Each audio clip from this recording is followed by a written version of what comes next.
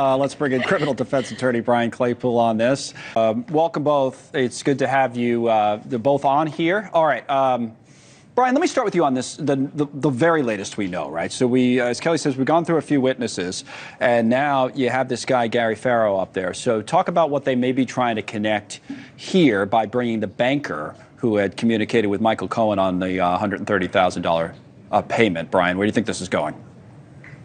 Hey, Connell, good to see you again. Yeah, I think the prosecution is probably trying to educate the jury on the financial transaction, right? That money was transmitted through the bank for either McDougal or Stormy Daniel.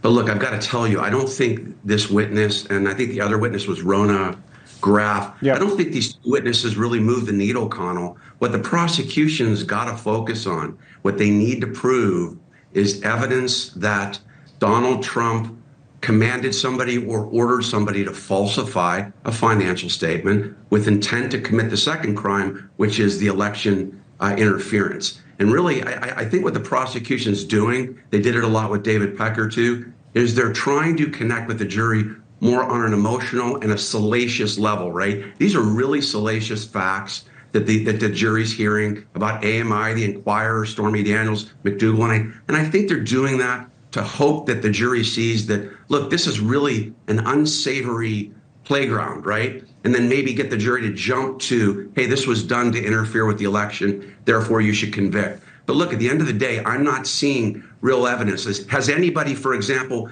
had a conversation with Trump where Trump said, look, falsify that document? Has anybody seen an email where he said that? Or a text message, or an audio recording? That's really what the prosecutors are going to need, and I haven't seen it yet. Back on the telestrator here, go through these witnesses, Brian. You tell me who's going to matter. I mean, I think it's going to be Cohen. It's all going to come down to Cohen at the end, but we have this guy, Gary Farrow, first of all, the First Republic Bank guy. He's up there now, okay? So he, as it says at the bottom, facilitated the transaction, they say, for Stormy Daniels and the hush money payment. We already heard from Rona. That's the longtime assistant to Trump, bottom of the screen's important gatekeeper. Yep, she was sitting right outside his office, heard a lot, saw a lot, was not on the stand very long. It was David Pecker who was up there for a long time. But if you look back at these witnesses still to come, we think, I mean, the trial, again, I mean, it's got to come down, wouldn't you think, Brian, to Cohen? And what do you think? What would you say about that man's credibility in this case? And maybe they'll have other, witnesses to help him out or other evidence to help him out. But again, the credibility of Cohen is a big question.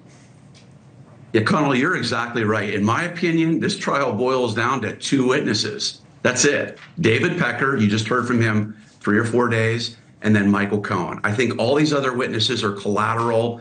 They're really to talk about the foundation, like Bradley's talking about what was going on behind closed doors, these payments made. But look, at the end of the day, if you're a prosecutor and you're a defense lawyer, the first thing I look at, Connell, when I try a case in a courtroom are the jury instructions, right? That's where you start with the case. What are the elements of the crime that you're going to have to prove to a jury? That's in the jury instructions. Lawyers know that before the trial starts. And if you're going back to the elements of these crimes, the prosecution's got a crime that prove that Trump ordered somebody to falsify financial statements. Really, the only person on the planet that's going to talk about that's Michael Cohen. So let's talk about him briefly. He already told federal prosecutors that this was not about the election. He then recanted on that and actually went to jail. So rest assured, cross-examination is going to be brutal. Right. Look, you already said it wasn't about the election. That's their star witness. Not a credible one is your view. For time, I just want to give Bradley a quick chance to jump in on that.